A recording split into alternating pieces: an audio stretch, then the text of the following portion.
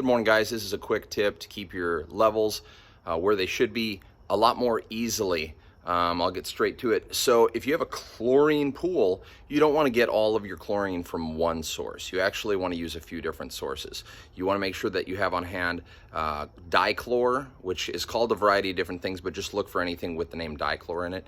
You want to have calcium hypochlorite, which is a different type of chlorine. And then you also want to have some sodium hypochlorite, which is just your garden variety bleach.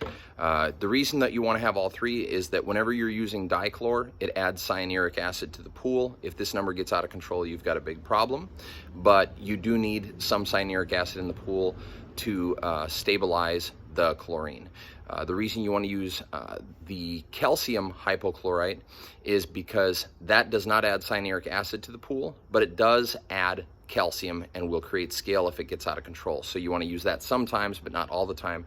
And then the reason that you want to also use your garden variety bleach sometimes is because if your calcium gets too high and your cyanuric acid gets too high from those other two forms of bleach, you can then use sodium hypochlorite, which is, like I say, just bleach.